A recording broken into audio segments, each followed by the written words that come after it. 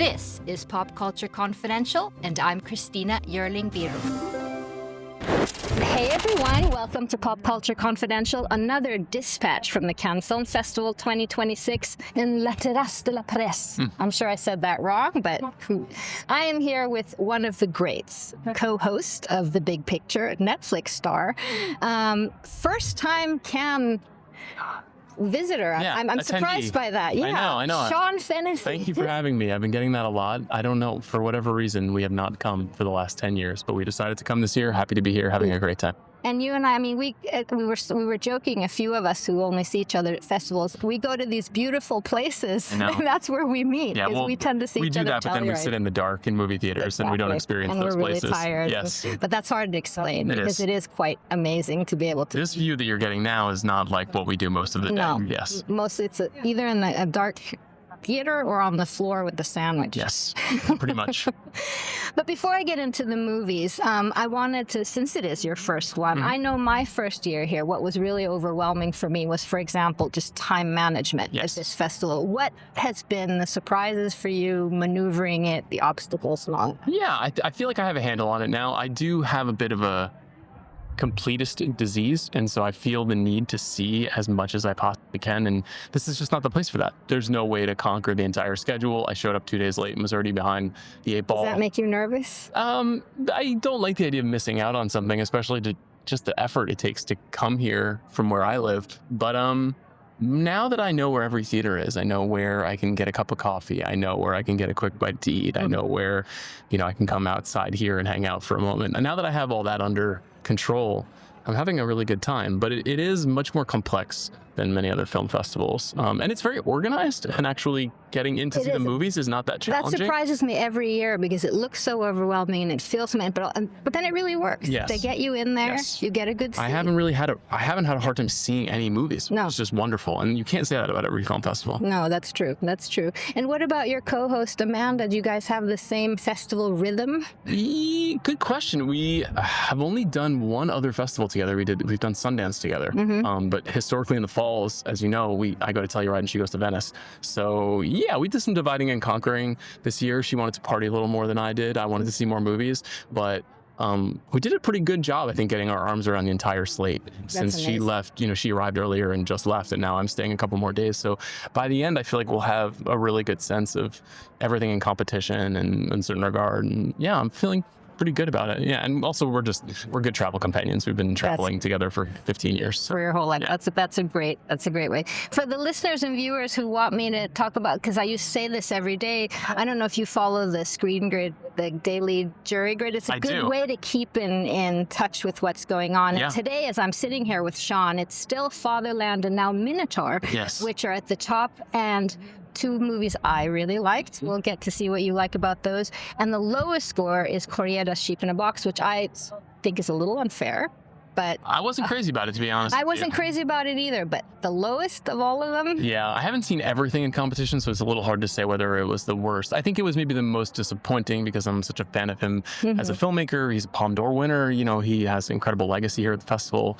And I just felt like that felt like a very half-baked movie, and he's not really known for that. His movies are very, very thought through and very, very deep. And I couldn't quite click with it, but that, not surprised to see. Have you seen The Unknown? I have seen The Unknown. Okay, because that to me was almost unbearable. So I've seen quite a few 1-star reviews of The Unknown. I wouldn't say it's my favorite movie here by a stretch. I think it had a great premise, and maybe the premise wasn't totally well executed. Yeah, you kind of have to stick the landing if you're going in for a premise like that. Yeah, it wasn't the most successful. So that's Arthur Harari's film with Léa Seydoux, which is basically a body swapping film. Yeah.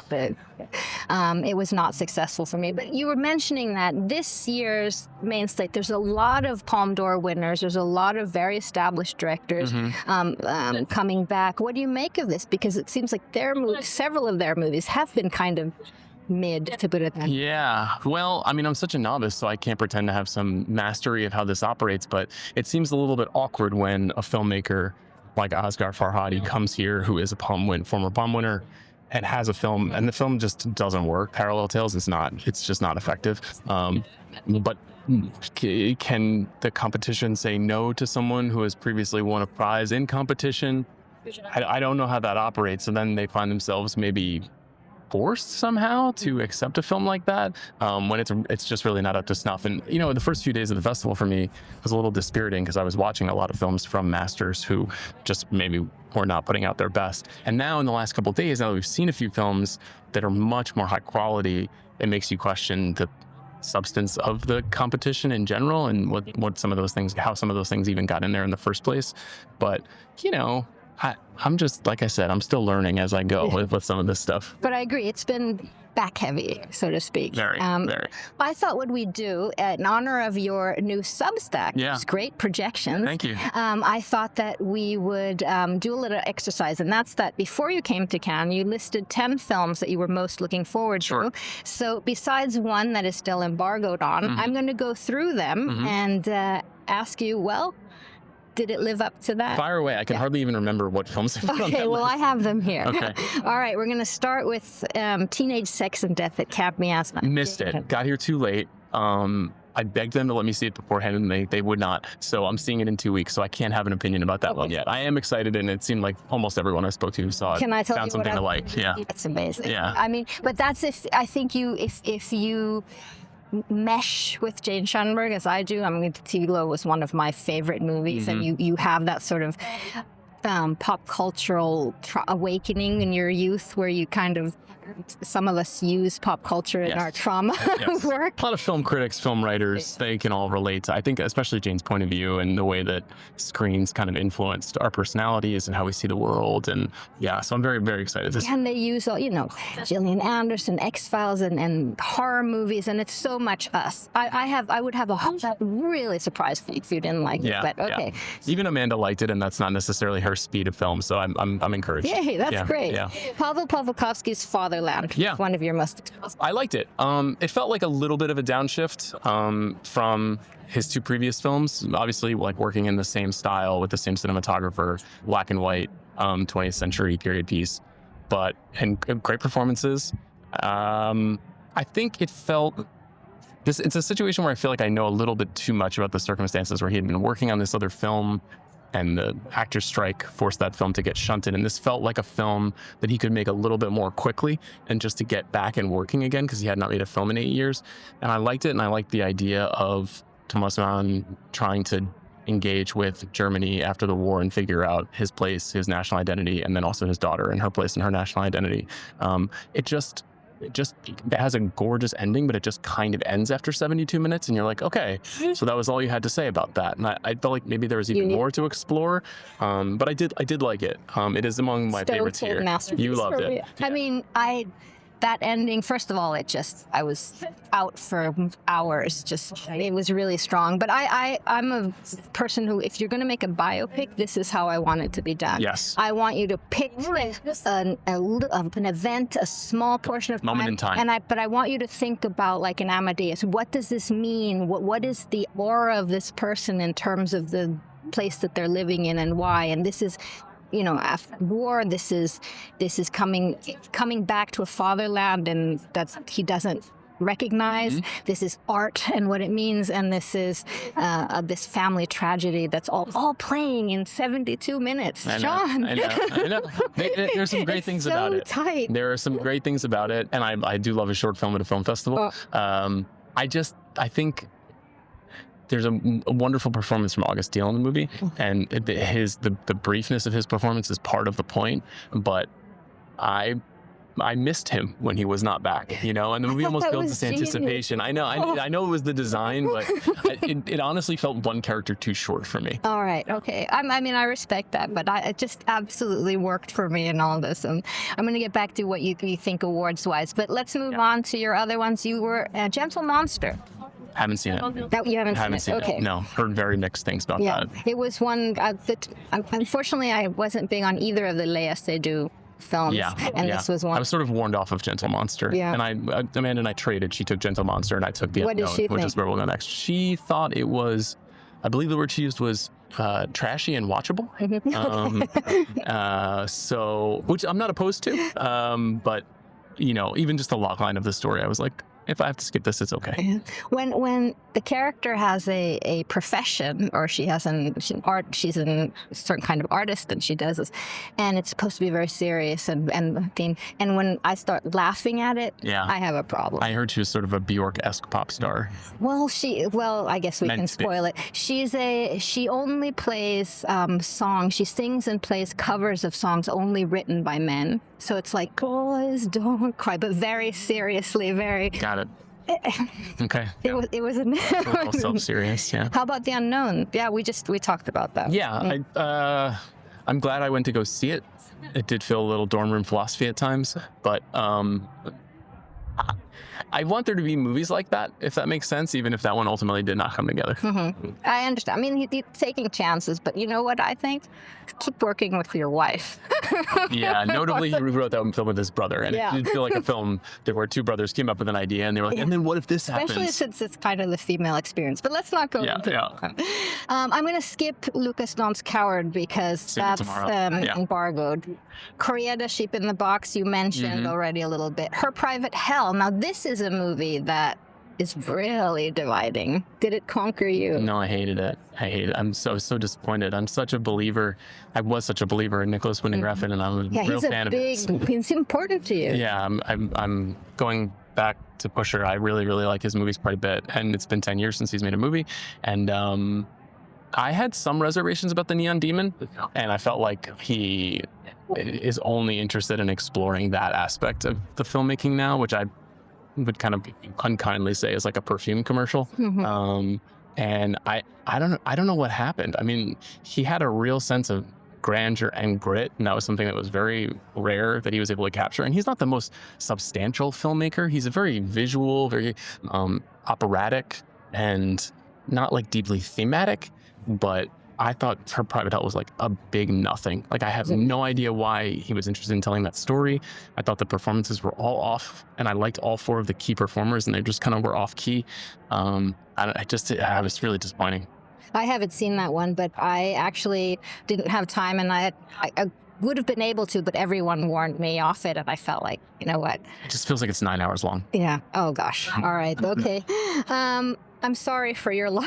I know. It was sad. It was one of the reasons why I was so excited to be coming this year. I mean, it's been a long time since he's made a movie, and I watched his TV shows that he made, which I thought were uneven but interesting. And even what I liked about those series were not really present in the film. Right. He's always been hit or miss for me, so I was a bit more prepared. Also, he's kind of an arrogant figure. I mean, He's a character though, and like for somebody like me who likes to talk to filmmakers, he's a great talker. He's a great subject, you know. And I think he's interesting the way that he arranges himself in the culture at times. But so the movie itself just didn't. I don't know what else to say. It just wasn't very good.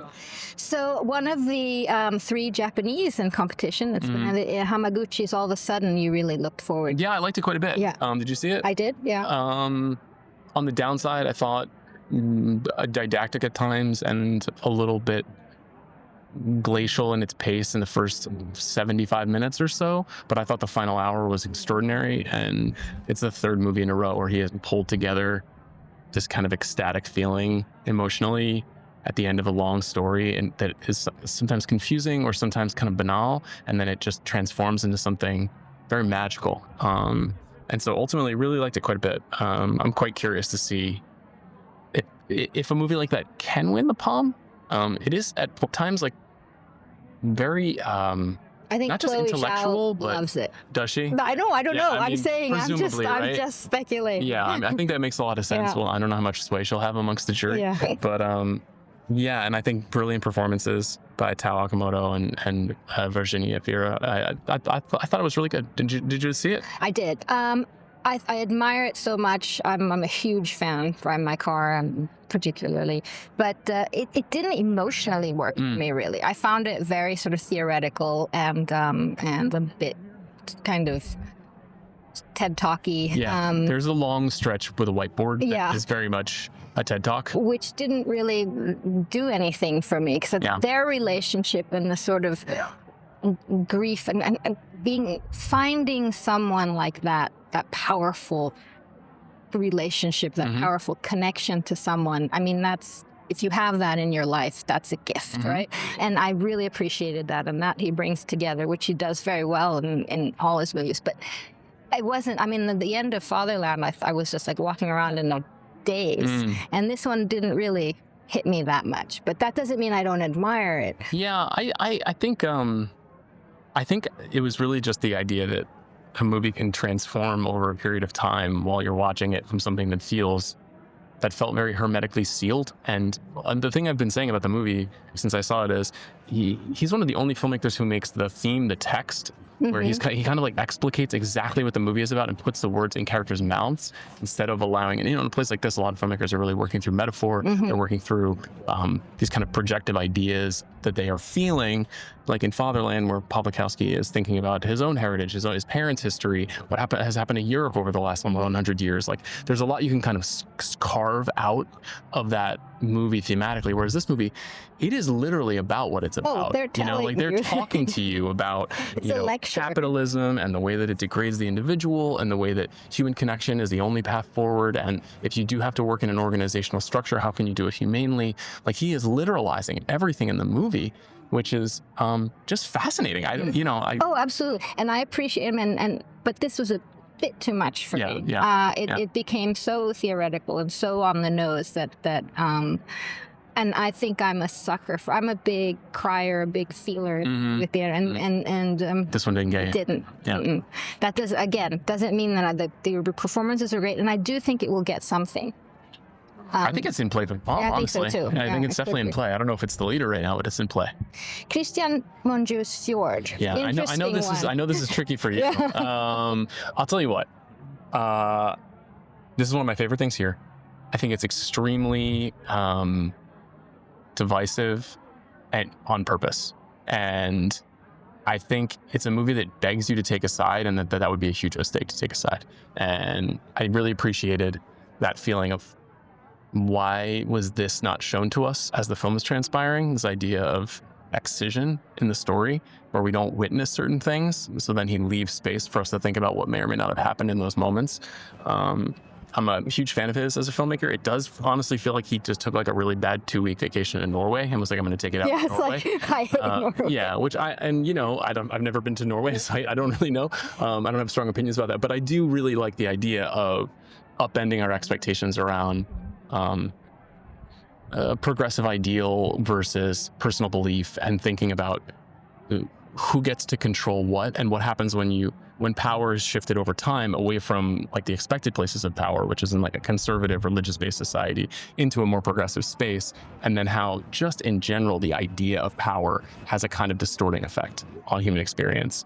I thought that was really rich, and it got me like talking at the screen in a way that I think is powerful. But I know that some people think it's just like going to be grabbed by Fox News and going to become like a political football, and people are going to, read it that way. Yeah. So I thought it was really interesting. And Stan and Reinsve, I think, are both very, very good in the film.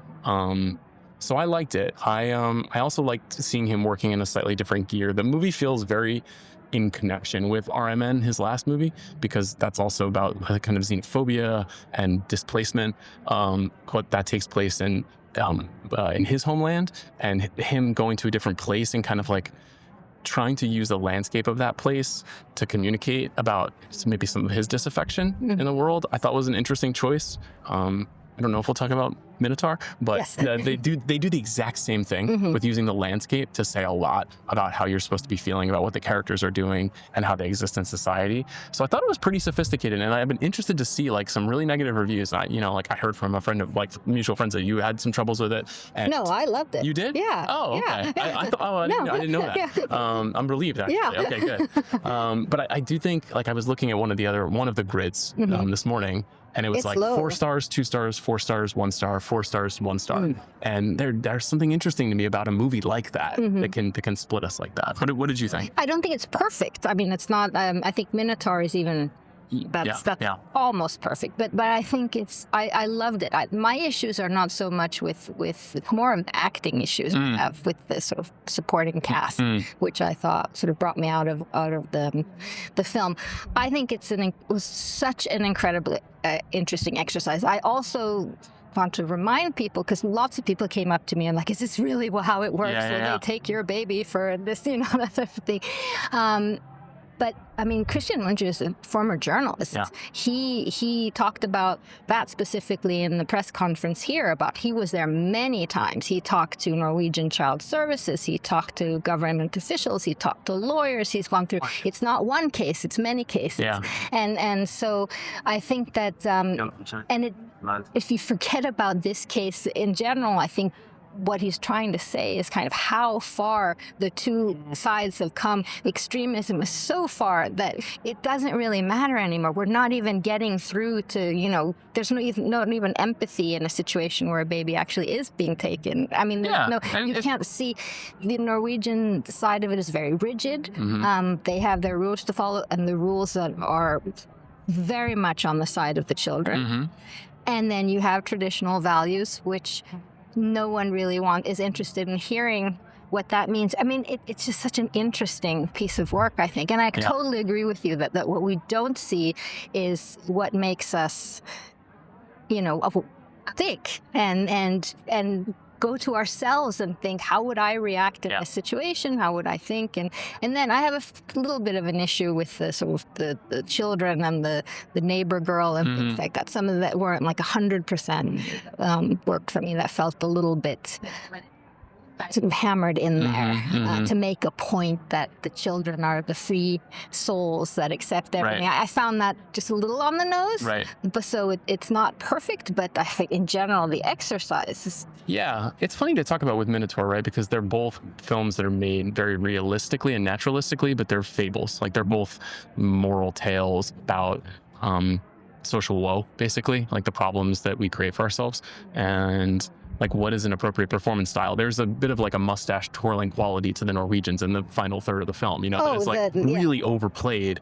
But if you don't play it that way, if you play it more subtle, I'm not sure that the film quite has the impact that you want it to. I'm not sure if it would get you talking at the screen. And so it's like a question of, do you want this to be, I think it's nice to be rigorously full of fact in the sort of like structure of the story, but then in the drama of the story, having a little bit more room to move. And I felt this way about Minotaur as well. So I don't know.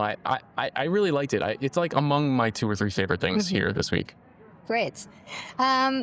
This is one I can't wait to talk to you about. That's Hope. Yeah.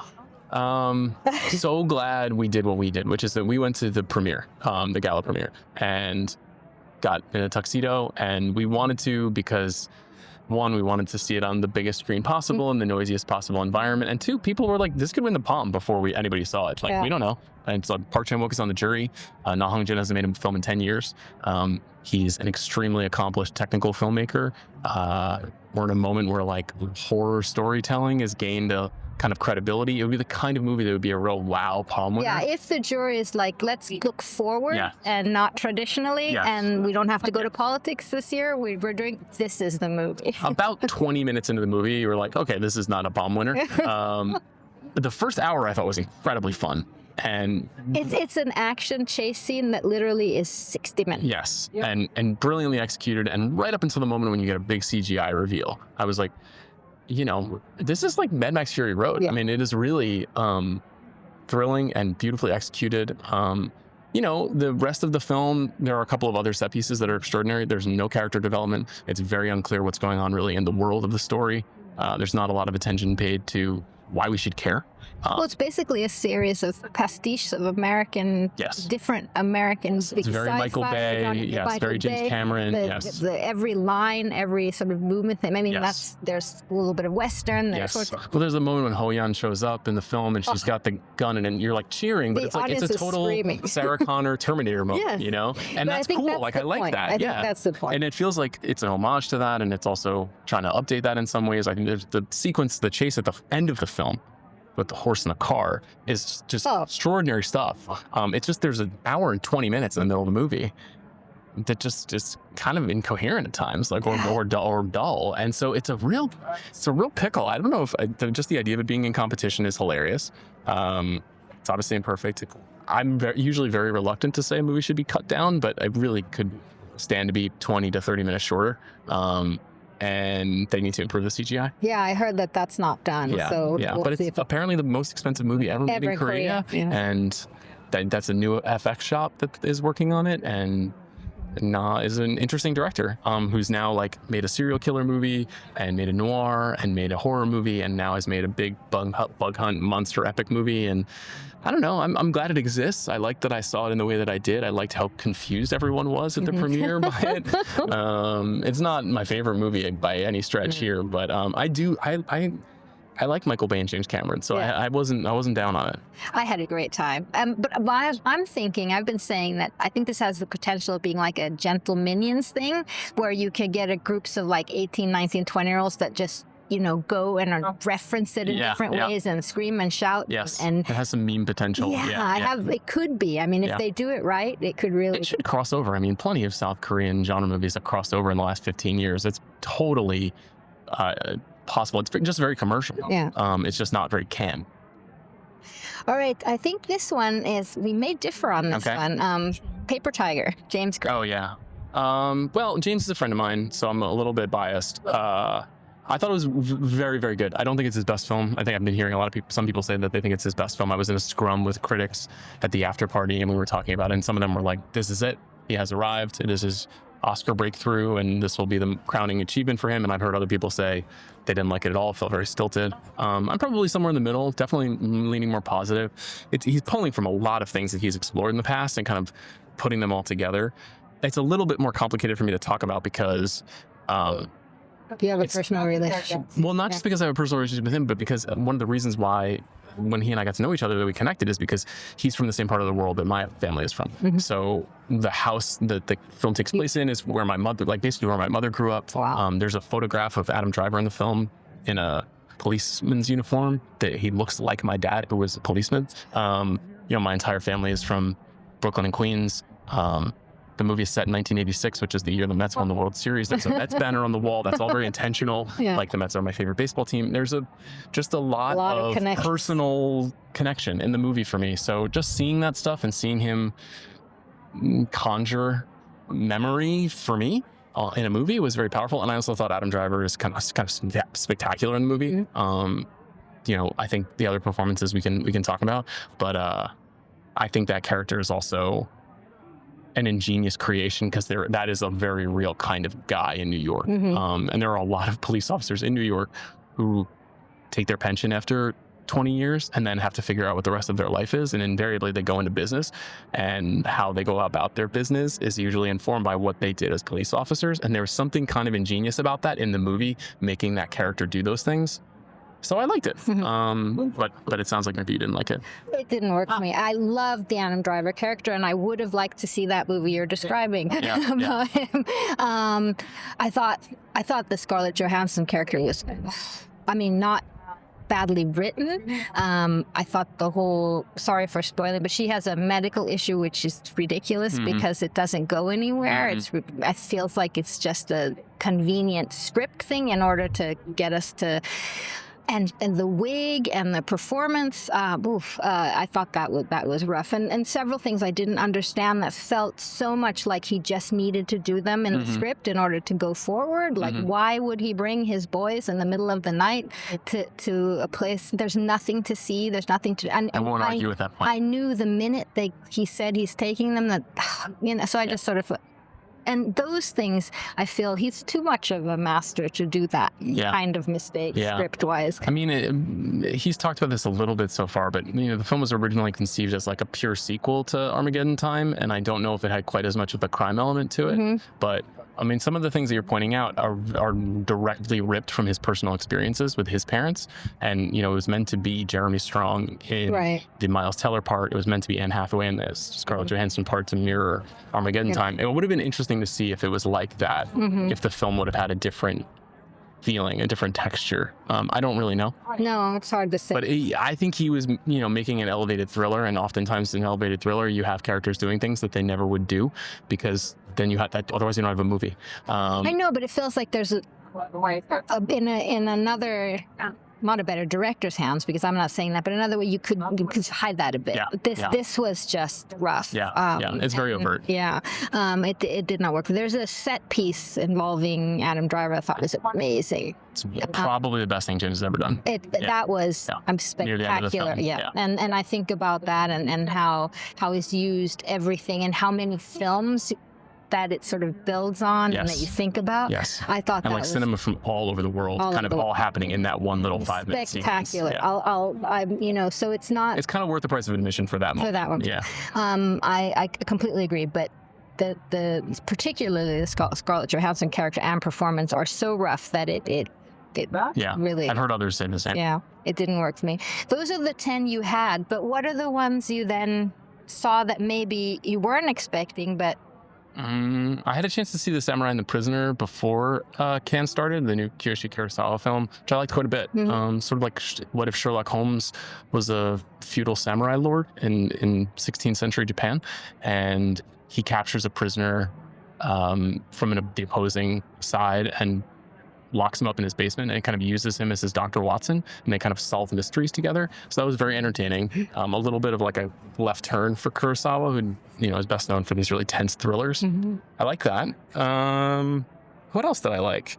Well, I got to see The Devil's restoration, which was incredible. Wow, and that was really tough ticket here. And I landed on Thursday afternoon, and I checked into my apartment, and just raced down to go and see that movie. And it was really fun. I'd seen it before, but Clockwork, this new imprint in Warner Brothers, is doing this great thing where they're going into the archives and finding movies that people haven't seen, and they've restored the film to Ken Russell's original vision. And it was introduced by Mark Kermode, who was part of the restoration. And the movie's just batshit. It's just crazy and really fun, and also kind of working actually a little bit in tandem with Minotaur and Fjord in terms of what society says is right and who controls power. And so I had a really fun time doing that. That's great. Yeah. Because it's really, Cannes is such a great place for discovery. Yeah. I mean, some of the biggest, Tarantino started out. Yeah, Soderbergh. Yeah. So did any of those that you think you saw any new first-time directors that you feel like? Yeah, the best one, and probably the best thing I've seen so far, is Club Kid. The Jordan Firstman movie. And I know love it. I know Jordan Firstman from TV shows and movies, and he's a very entertaining and charming actor, but I never in a million years would thought he would be capable of a movie like that, which is so charming, so thoughtful, deep, sincere, very funny, drops you right into that world. His performance is excellent. It's so good. It's like I've been comparing, Kramer versus Kramer type thing, and then just hits as emotional. It is. I would have never guessed that, but it's very classical. It's like a traditional American dramedy, and you wouldn't think that through the first 20 minutes when people are doing bumps off keys in nightclubs, but it really ultimately becomes like a very kind of warm and cozy movie. So I thought that was fantastic. And that's one of the big, it sold for $17 million to A24, and that's so wonderful when we hadn't even talked about it. I hadn't talked about it to anyone. I underestimated it. Yeah, I totally did. I'm really glad I saw it. It was the first thing I saw in the morning on my first day, and within 15 minutes of a movie starting out, I was like, oh, when a movie just has a confidence, and it drops you into a milieu, and you're like, this movie knows exactly what it is and knows exactly what it wants to do. So short, right? Yeah. That was impressive. It was. Yeah. In terms of Cannes is, of course, sort of the start for us Oscar watchers of the year. What are your feelings? Last year was all of the best international, at least 4 of them, right? 4 of the 5. 4 of the 5 came out of Cannes. Yeah. What do you think this year? I feel like maybe there are going to be some fewer titles in the Oscar race this year. Amanda and I were just talking about this. I think it depends a little bit on how a couple of these movies are received in the U.S. Fjord is kind of an easy one, actually, to see in the Oscar race because of the star power and Fatherland, which he's been nominated before, and Pawlikowski's very respected, and Sandra Hüller's having a huge year. Yeah, so you can see all that. You could see her being nominated for Best Actress. You could see him getting a screenplay or even a director nomination for a movie like that. I think he was nominated for director for Cold War. So, and Lucas Zoll has been nominated. You could see that. Right off Hamnet too, Lucas Zoll, which. But I'm very interested in Minotaur, which we didn't really talk about. Yes. I mean, there has not been a lot of Russian cinema acknowledged by the Academy Awards in recent decades, and Andrei Zyanistov, I believe that's his name. He is a filmmaker who's been very critically admired for 25 years, but has never like broken through in quite this way. And this is a much more conventional movie for him. It's illicit drama, romance drama. And I'm very curious to see, there's a lot of strong feeling about the Ukraine-Russia war in Hollywood. And it's a movie that's very much set in that environment and explores how power works in that country. So I could see that for sure. And it's just like a little bit more generally entertaining than some of his other movies. 2 weeks ago, before Cannes, when I was asked to predict, that's the one I thought You would chose get the it. palm. Yeah. I just think I mean, I hadn't seen a minute of it. It just feels like what I'd read about it, and it's his time, and you know, Leviathan and these incredible movies he's made, and with the, you know, knowing that the themes are, and then I saw it and I keep thinking that it has a good chance. Oh, I think it can definitely win the Palm. Yeah. I think there's a difference there, though. Yeah. And it's weird because the Palm has been so predictive now of the Academy Awards, but that wasn't true for 75 years. Yeah. But then as recently as 7 years ago, now it just seems like, well, if you win the Palm, you're going to be in the race. We'll see. I think you're right, though, about the Palm, just because he's not one in many of the people who Christian Machu's already won. You know what I mean? There's people who are here in the race. Hamaguchi didn't win for Drive My Car, Right. And that was considered a bit of a snub at the time, and so maybe this is an opportunity to recognize him as well.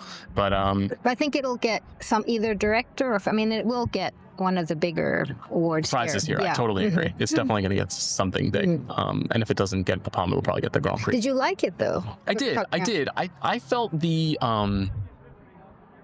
central metaphor of man's individual violence is reflective of state violence, and the way that the way that it operates in that country was a little on the nose, honestly. And it's one of those things where I try to be very careful watching foreign language films and think like, well, if this were in English, how would this be regarded? Because if you set a movie like that in the world of a CEO with close ties to the U.S. government, it would be a little eye-rolly in terms of its obviousness. And we don't regard it that way because we're observing a foreign nation's story. So I think it's extremely well told as a thriller. If you've seen Unfaithful, do you know what happens in the movie? It's so part of that too is like, so I know this story. Claude Chabrol did it 50 years ago. Adrian Lyne did it 30 years ago. And so that part of it is good. It's effective. The bigger piece of the puzzle is very relevant to the culture, but it just felt like this to me a bit at times, which I know I'm kind of on the outside on that one, I think. But yeah. So I would say I liked it, but did not love it. I really liked it. I thought it was an exploration of power and, you know, the going between the very interpersonal relationship between this couple and what's going on there, and sort of the broader aspects I thought was fascinating. I love the time he took. There's a scene where, I don't want to spoil it though, where the central character does something bad and then he has to fix that, and he takes a lot of time. And I thought that was very smart choice. Yeah. And I thought the cinematography was incredible. Yeah. The house and the, you know, things he did with the camera and stuff. So I was in it. I mean, I agree that it's a kind of a basic thriller. Yeah. Some political elements in it, but it's strong enough to it had me sort of enthralled in my seat. Yes. Yes, definitely. It's immensely watchable, which is not always true of Russian cinema. So on that note, you have picked the Palm winner. I know it's Wednesday today. There's some time left. And I already predicted it on our show. So I picked Minotaur. I feel like it makes the most sense just in terms of the landscape of the festival right now.